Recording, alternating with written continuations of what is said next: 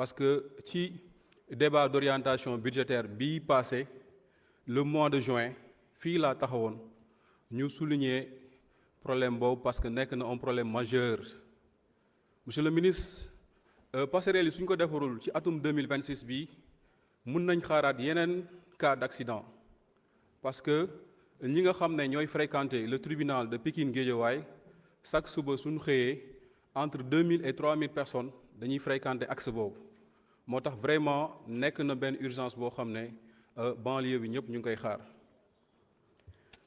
Ensuite ñu gis ne rond-point Canada tëli bi jógee rond-point Canada marché bu bees am na ay installation yu fa nekk ñuy waaj a defar tëli bi ñuy demander à quand le démarrage parce que nekk na loo xam ne c'était tant attendu par les populations te loolu ñu ngi leen ci féliciter leen ci jaajëfal bu baax a baax. beneen point ma bëgg a waxaat aussi mooy tëli Arrêt Dial Mbaye jàpp amoo 6 foofu aussi tamit vraiment nekk na axe boo xam ne c'est tellement fréquenté parce que ñii ñibbi Tivaouane Peulh Kër Massar dañuy ñëw ba amoo 6 pour mën a continuer. Les routes secondaires aussi c'est à évoquer parce que dama gëm ne depuis Ablaye Wade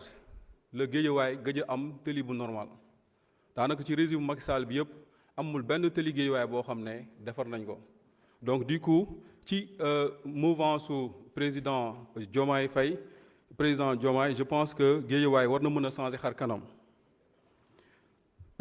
Monsieur le ministre fi ma bëgg a terminer mooy BRT bi. BRT bi soo xoolee dafay impacter sur les recettes yi nga xam ne moom la collectivité locale yi di am parce que fépp fu mu jaar dañuy yëkkati ay cantines te loolu noonu day impacter les recettes au niveau des collectivités locales ñu bëggoon vraiment su fekkee mun nañ jàppale les collectivités parce que dafa gën a wàcce seen recette salaamaaleykum wa rahmatullah. Merci beaucoup. Mariam Koli, vous avez la parole. Babacar Ndiaye se prépare.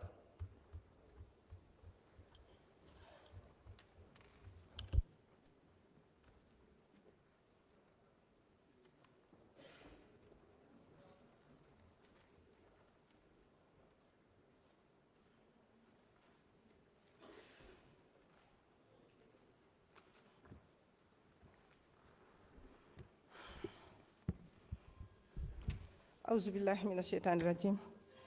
bismillahi rahmani rahim. Président ñu ngi lay nuyu monsieur le ministre ñu ngi lay nuyu di nuyu say collaborateurs honorable député nuyu nañ leen. Monsieur le ministre man maa ngi jógee ci département de Foundiougne ñu ngi gis nañu effort yi ngeen def parce que xam naa ne sa programme bi tudd nga ci Foundiougne mais dafa am lu ñu lay solliciter mooy le pont de Sokone bi nga xamante ne mu ngi diggante Sokone ak Ndangaan pont bi mu ngi am 4 village ñi nga xamante ne ñoom ñooy jéggi pont bi di ñëw à Sokone 4 village yooyu amuñu CEM xale yi def CEM ba terminal yëpp dañuy traverser pont bi di ñëw à Sokone ak xale yi nga xamante ne dañuy ñëw pour jàng daara de 5 ans jëm kaw xale yooyu yëpp dañuy traverser pont bi mu ngi ci diggante boo xamante ne bu doy waaru yaakaar naa ne xam naa war nga yebal PUDC ñu dem xool ko parce que ci urgence la nekk depuis daaw ñu ngi koy joytu fii tronçon bi nekk Djilor Gouddéem foofu tamit bëgg nañu ngeen dimbali ñu ci parce que dafa am benn sëriñ daara bi fa nekk heure bu nekk dañuy def ay jàng foofu kon ñu bëggoon ngeen bàyyi ñu ci xel. Foundiougne ñu caaree Sum Ndorong Bassis ñoom itamit ñu ngi réclamer ñu ne ngeen dimbale leen ci seen tronc kii boobu ngeen mën ko goudronné axe boobu suñ ko amoon goudron moom moo leen di gënal parce que heure bu nekk bu taw bi tawee dañuy am jafe-jafe comme dañuy am problème géej bi def fa jege dañuy yàq buñ ko rambalee kii bi ram bi géej bi de ndox mi da koy yàq kon suñ mënoon a am goudron dina leen gënal. am na benn village bi nga xamante ne mu ngi bokk ci commune de Toubacouta mais village bi dañ ko fàtte village bi ñu ngi koy naan Bousra Mansarinko village bi boo xamul da nga defe ne Karang la bokk léegi ñoom ñu ne ñu ngi am jafe-jafe parce que li lay wër yëpp ci Karang ñoom am nañu courant ba ci Karamba am na courant te moom la ñu gën a dend te ñoom amuñu courant ba tey amuñu yoon kon ñu ngi leen di ñaan ngeen dimbale ñu ngeen man ñu xoolal ñooñu. may nuyu le DG du PIDC di nuyu DG de la directrice du PUMA ñu ngi leen di nuyu bu baax a baax ay nit ñoo xamante ne lañu ñu oyof lañu ñu xam li leen fi taaj fi ñu leen taaj xam nañ lan moo leen fa teg ne askan bi moo leen fa teg heure boo leen songee rek dañ leen wuyu kon ñu ngi leen di nuyu bu baax a baax di leen gërëm monsieur le ministre. ma lay ñaan benn doléance sama village natal Dianki mu ngi ci département de Bignona nekk ci commune de Kartiak village boobu ñu ngi fa tabax benn château PIDC château bu mag lañ fa tabax boo xamante ne bu ñu ko defaree château bi war naa mën a jël même ñuy soxla maraîchage sax war nañ ko mën a am mais dañ ko tabax ba pare noonu lañ ko arrêté amul branchement sociaux amul dara ma bëggoon nga yebal fa waa PIDC ñu mën koo dem xooli dans le village de Dianki te ñu ngi am jafe-jafe ndox parce que château bu ñu am waa ama ñoo leen ko may château bi seen panneau solaire yi dañoo ndaw mënuñu bu ñuy amee ndox semaine bi ñëw ñeneen ñi am ndox loolu ñu ngi nekk ci jafe-jafe yu bëree bëri ñu ngi leen di nuyu je vous remercie. Babacar Ndiaye, vous avez la parole. Madi Danfakha se prépare.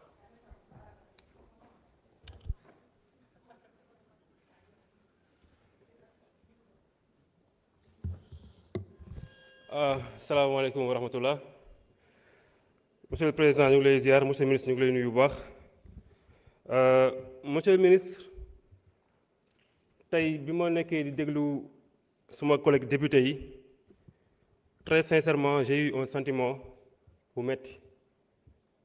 Sentiment bi, c'est un sentiment qui met en exergue suffisamment l'échec des régimes précédents. En écoutant vraiment mes chers collègues, musuñu liggéey. Surtout côté infrastructure. Vos prédécesseurs ont échoué. Nous vous souhaitons en tout cas une bonne réussite. Parce qu'eux, ils ont échoué, rien qu'en écoutant les députés. Monsieur le ministre,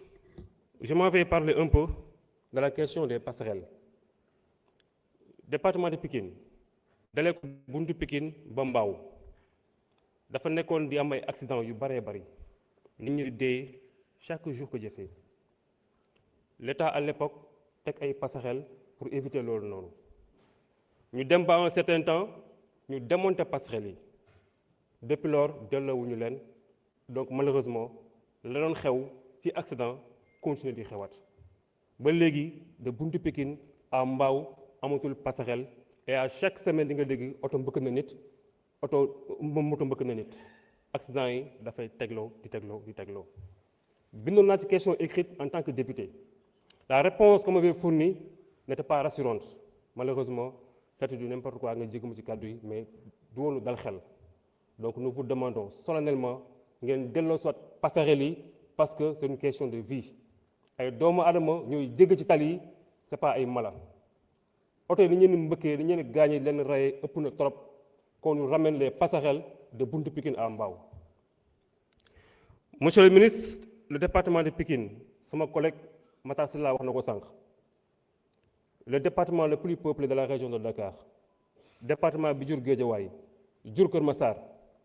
Monsieur le ministre, dans le département de Pikine, amul fooy taxaw ñu ne la voici préfecture de Pikine,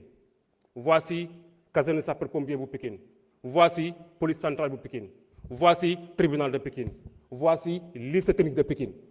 Le département de Pikine n'a pas de cœur de ville. Aucune infrastructure de nom dans son territoire amul. Et c'est malheureux, c'est honteux. Ñu lay ñaan de grâce li sa prédécesseurs yi def ba échoué lamentablement surtout ci Pikine ñu ngi lay ñaan nga réussir loolu monsieur le ministre. Monsieur le ministre, comment votre ministère s'assure-t-il du respect du triptyque bi nga xamante ni ça vous tient à cœur, à savoir ce qu'on appelle coût, délai, qualité, surtout pour ce qu'on appelle l'exécution des marchés publics. Monsieur le ministre, les contrats de 2026, est-ce que ces contrats prévoient des clauses de pénalité pour que... Merci, honorable. Merci beaucoup. Madi Danfakha. Thérèse Faye se prépare. Assalamu alaikum wa rahmatullah. Monsieur le ministre de l'Infrastructure, nous venons aussi ses collaborateurs. Monsieur le ministre, d'abord, nous les féliciter si nomination bu ñu teg si département bi mais aussi di saluer démarche bi ngeen gi def nekk lu am solo ci liggéey bi aussi di saluer les 90% des crédits yi nga xam ni dañ ko consacré sur l'investissement mais aussi importance bi nga jox aux infrastructures routières et ferroviaires ñu ngi saluer aussi l'inclusion des infrastructures sociales et administratives à hauteur de 155 milliards. Monsieur le ministre sa ministère dafa nekk benn mur de lamentation boo seetloo département yëpp ñoo ngi jooy donc dañuy wax ni que loolu du yow mais da nga ko hérité dafa fekk ni que état du Sénégal indépendance ba tey ci wàllum yoon dañ ci góorgóorlu loolu nag dañ leen bëgg wax ni que ce budget bi dafa ni nga xam ni espoir la pour Sénégal mais espoir la aussi pour population yi daf ñuy yóbbu nag ci région bu Tambacounda bi nga xam ni foofu lañ dëkk di wax ni que amuñu yoon sama collègue May Sawo sànq mu ngi koy wax mais dañ koy waxaat di rappeler parce que yoon boobu daf ñu tenir à cœur mooy yoonu Maka Koulibantang Koussanar Maka Koulibantang dafa nekk une cité religieuse mu nekk commune bu mag a mag bi nga xam ni y a plus de 148 villages ñi am chaque année benn gàmmu bu ñu fay def bi nga xam ni Sénégal ñëpp fay dem mais daanaka bu tawee kenn du fa dem vraiment ñi ngeen di ñaan yoon boobu ñu réaliser ko dem nañ au niveau de la route nee nañu études yi ça a été fait mais ba léegi mun ñoo defar yoon bi mais aussi di projet si waxaat encore yoonu Koussanar Dawadi bi dem ba Boye Bale ji mais aussi yoonu Sinthiou Malem ak Ndoga Babacar Nete Bulu dem Souriel dem ba Touba Fall aussi urgence la yoonu Missirah Bamba Dinka mais aussi Dialokoto Massadala dem ba Gammo Tambacounda dem Ourossogui ak yoonu Tamba Kandéri dem Goumbayel dem Diankémaha ba Boudougou Fara yoon boobu aussi war nañ ko defar mais aussi dans le département de Saraya di wax ni ko yoon buy jógee ministre Sirimana dem ba Saint surtout yoon boobu aussi baaxul muy créer ay problèmes souvent mais aussi Bembu Sabo Dala mu nekk yoon mi nga xam ne vraiment ñun mun ñu comprendre tax mun ñu ko defar gis nañu société or bi fa la nekk malgré lu ñuy jël ci Sénégal yépp mënuñoo defar yoon bi pour man état du Sénégal dafa war a imposer société bi à ce que ñu defar yoon boobu parce que ñàkk defar yoon bi duñ ne ñàkkuñu ko mais bu ñu dugal seen loxo ci loolu donc li ngeen ñaan aussi ñu mettre un peu la pression sur ça donc Saraya Saroudia aussi yoon boobu war nañ ko defar mais aussi di terminer ci chemin de fer bi di wax ni que vraiment ñi ngi rafetlu lu ñu ko inscrire ren ci budget bi di wax ni que urgence la carrément ko fi waxtee dama koy waxaat sànq honorable Ismaïla mu ngi koy wax chemin de fer bi dafay jouer ci économie dëkk bi vraiment ñi ngi ñaan vivement à ce que projet boobu ñu tàmbalee parce que dafay réparer benn injustice bu ñu fi subir mooy terre bu ñu defar bi terre bi rafet na on est d'accord que lu baax la mais montant bu ñu fa dugal 1200 milliards mu waroon defar Tamba ba dakk ci chemin de fer pour man mooy injustice bu gën a rëy bu ñu subir fii Sénégal donc ñu ngi ñaan yéen ak nguur gi on sait que vous pouvez le faire vous avez tous nos encouragements à ce que ñu réaliser projet boobu loolu bu amee day doon un rêve pour nous pour ñu dëkk ci oriental mais pour tous les Sénégalais chemin de fer bi dafay relancer économie bi dafay créer emploi mais dafay desservir ñu nekk ci national bi yëpp vraiment ñu ngi ni ñaan ñu def ko asalaamaaleykum wa rahmatullah. Merci beaucoup. Thérèse Faye, vous avez la parole. Khady Sow se prépare.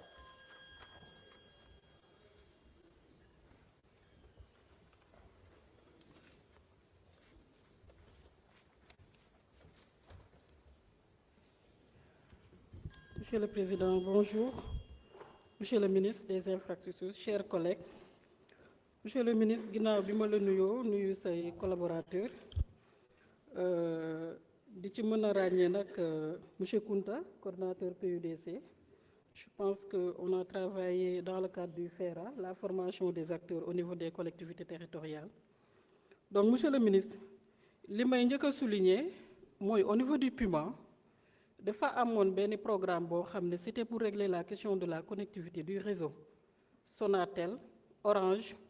surtout ci zone frontière yi. Parce que ñëpp xam nañ ne que la question du réseau téléphonique c'est une question de souveraineté. Ay Sénégalais dëkk ci frontière bi mënuñu am sax réseau bu normal pour jekkoo ak seen ñoon ñi nga xam ñoo nekk ci biir Sénégal. Su ma jógee foofu, monsieur le ministre, je pense que dégg naa collègues yu bëri souligner question retard ou travaux yi, mais li ma wax nii je parle sous le contrôle de certains techniciens ici. Baax na aussi ñu xam ne que dans la formulation de certains projets et programmes am na yeneen facteurs yoo xam ne day xal décaissement ressources yi. Lu ci mel ni TVA yi bu ñu ko yéexee rembourser entreprise yi wala lu ci mel ni état bu yéexee dugal li nga xam moom mooy contrepartie.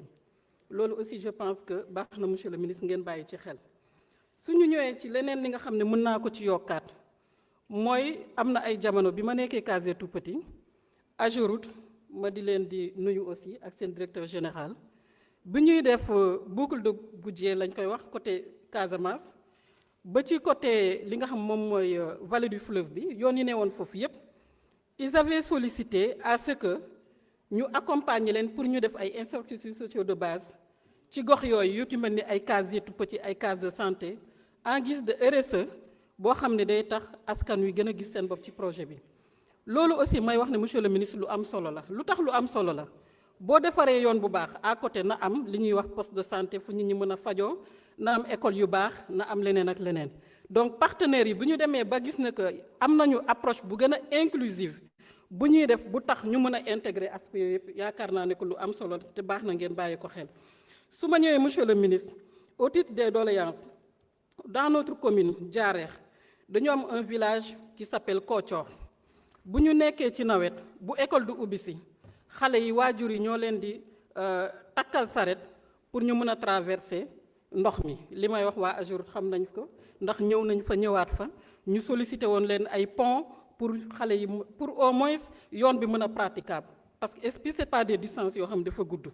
Kër Martin Diohine waxal jàmm qui traverse la commune de Diarère wax naa ko léegi entreprise bi commencé woon na ba ñun au niveau de la commune waxtaanoon nañ ñi nga xam ne ñoom ñoo yor suuf si pour ñu mën a abal entreprise bi fu mu logé wu mais dañu jékki-jékki gisatuñu kenn. leneen li ma bëggoon mujjee mooy Njàmbur Sine ci suñu papa suñu xarit suñu fierté ki nga xam moom mooy Cheikh Ndigal Sène yoon bi dem foofu aussi bu ñu mënoo jàppale ci loolu dina baax. jërë ngeen jëf wa salaam. Merci honorable Khady Sow, vous avez la parole. Maïmouna Bousso se prépare.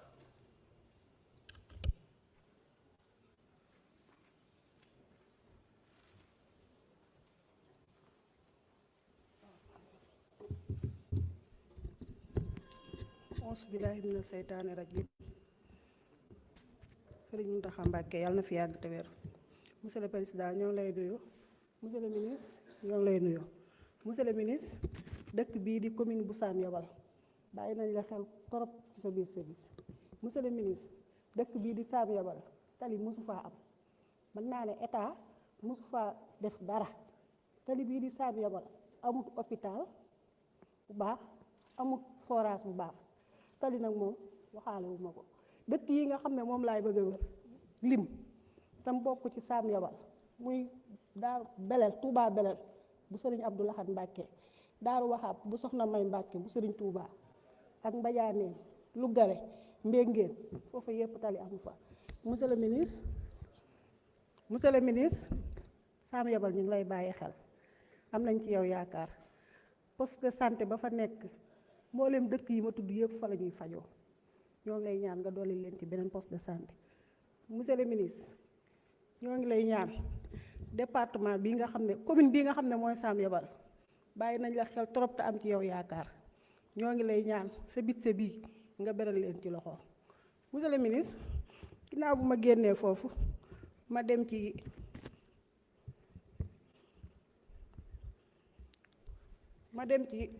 université Cheikh Ahmadou Bamba bi nga xam ne moo nekk Touba lan la état pare pour jàppale ci sëñ bi ak tamit état lañ la pare pour defaraat yeneen université yoo xam ne yu méngoo njàngum Cheikh Ahmadou Bamba yu nekk Touba. monsieur le ministre Touba nag moom inondation ba fa nekk yàq nag tali yépp loolu moom dañ lay éviter nga ñëw xool ko ndax mënuñoo lim lépp. monsieur le ministre ñoo ngi lay wax ne Daaru Rahman digganteem ak Touba mi ngi nekk 7 kilomètres tali boobu tamit ñu ngi la koy ñaan. monsieur le ministre Kéré Mbay bi nga xam ne suñu xale yi fa la ñuy jànge tali boobu tamit ñu ngi lay ñaan nga defal ko. monsieur le ministre Sam Yabal nag dama koy jàllale di ko jàllalewaat ndax dañoo am yaakaar lool ci état bu bees bi kon Sam Yabal ñu ngi lay bàyyi xel bu baax a baax jërëjëf. Merci honorable ñu ngi jox kàddu gi Maïmouna Bousso. Jacqueline Sagna mën nga waajal.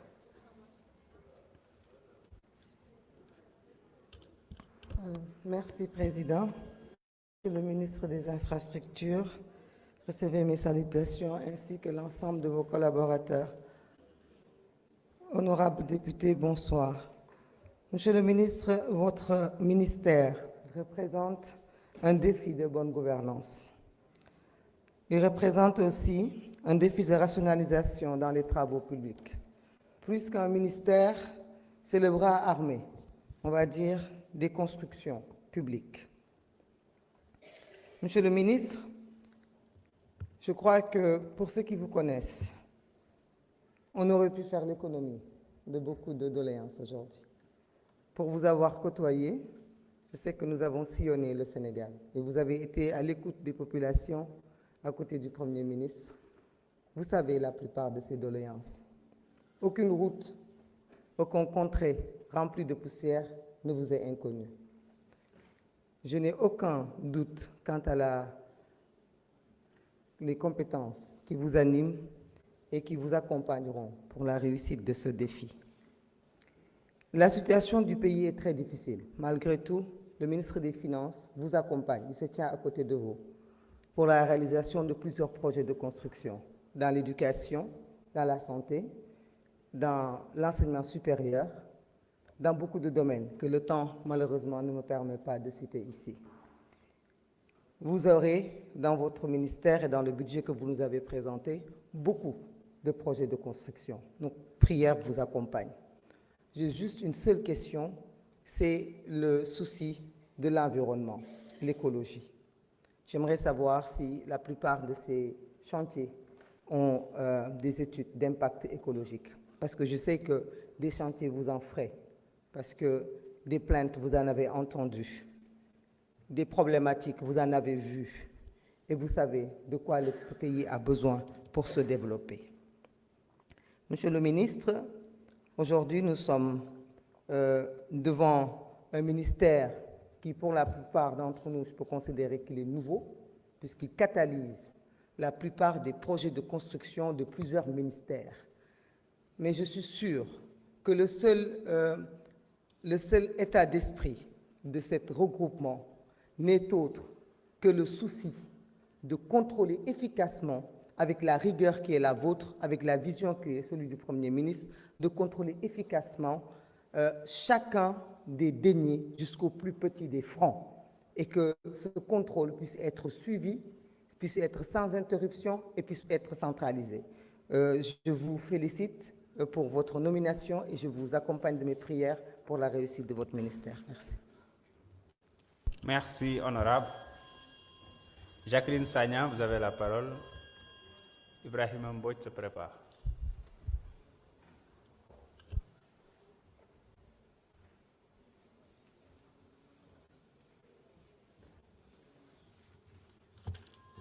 Merci, Président. Monsieur le ministre, nuyu naa la yaa ak say collaborateurs,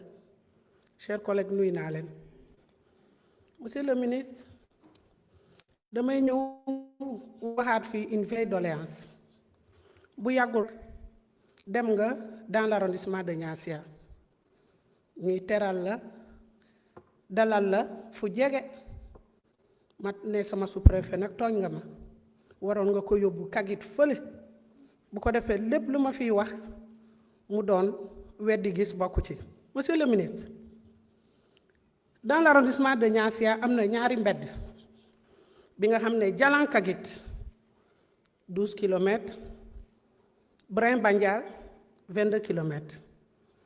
Monsieur le ministre, ñu ngi waajal Casamance agro-industrie à travers l'agropole sud. Monsieur le ministre, ma lay xamal ne dëkk yi ma lim te seen mbedd yi baaxul, la matière première bi nga xam ne la matière agroforestier fa la war a jógee war a dem agropole pour ñu mun ko transformer agropole bi mën a dox. Monsieur le ministre, kañ ngay defar ñaari mbedd yooyu? Monsieur le ministre, ma wax fii benn dëkk bi ñu naan Kasu Sénégal. Kasu Sénégal ñi doon ay sénégalais boo fay dem mbedd yi may wax mbeddu Kagit moom ngay jël baaxul. Soo eggee ci dex bi da nga war a jëlaat gaal traverser doxaat des kilomètres dem Kasu Sénégal te ñu doon ay sénégalais. Monsieur le ministre, chaque année dama fay dem élection ba élection saa yi ma fa dem ñu ne ma xanaa ñun suñu contrat ak état bokk mooy bu élection jotee ñi yebbal la ne la war naa fa delluwaat ci élection locale yi te foog naa ni doo ma seetaan su ma demaatee ñi waxaat ma la même chose. Am naa yaakaar lool si yow dem leen digool ne leen ci élection yi législative yi passé ma ne leen jeex na suñu jëlee nguur bi mbedd yi dinañ ko defar di ngeen am yoon di ngeen am infrastructure parce que benn école sax amul ko su Sénégal dara amu fa dara. Monsieur le ministre ma la daan laaj ndax yow l'étude d'impact environnemental bu aéroport Ziguinchor ndax yow yëg nga ne dañoo rejeté kii bi ñuy le 22 du mois dernier le 22 octobre 2025 à la mairie de Ziguinchor dañoo rejeté woon présentation de son rapport est-ce que yëg nga ko ma bëggoon xam ban taxawaay nga ci war a am monsieur le ministre dañoo ne lu tax ñu rejeté ko. ah jërëjëf Ibrahima Mbodj bizarrement ñi fi nekkul koo ne il se prépare ak mu yegg si Ibou Guèye se prépare. asalaamaaleykum wa rahmatullah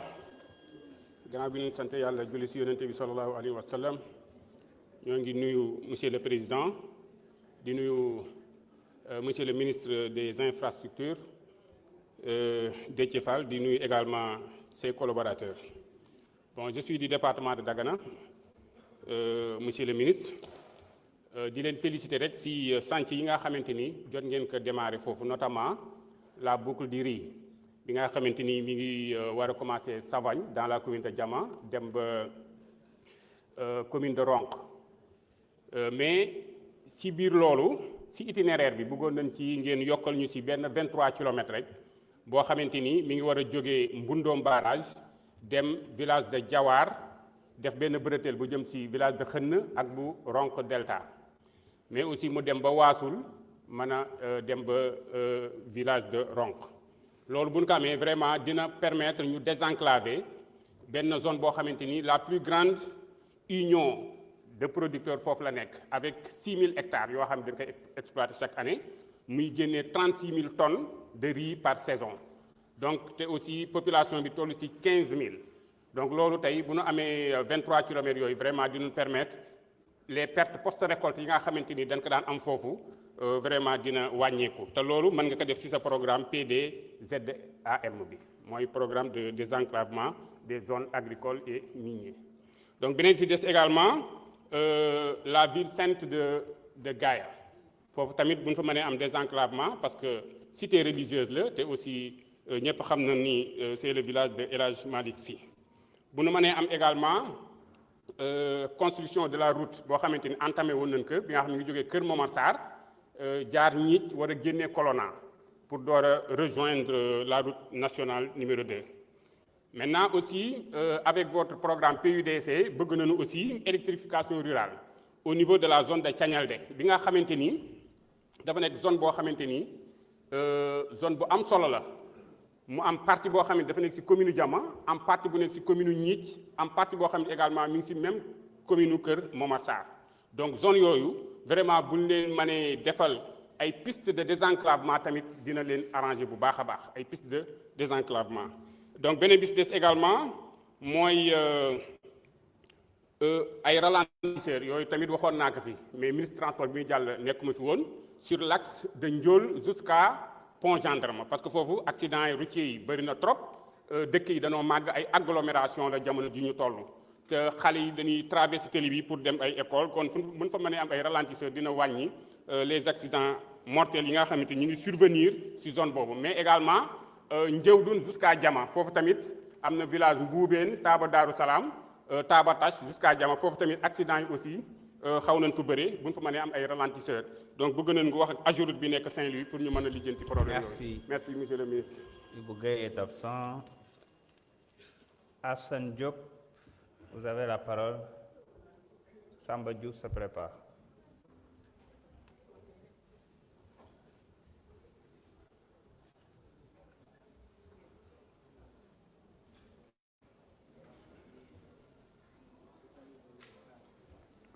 Merci président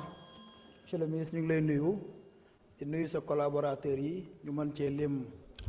Marème Samb mi nga xam ni ñoo bokk département maa ngi nuyu aussi collaborateurs yi nga àndal yëpp ñoom ndaw ak ñi ci des sama collègue député yi maa ngi leen di nuyu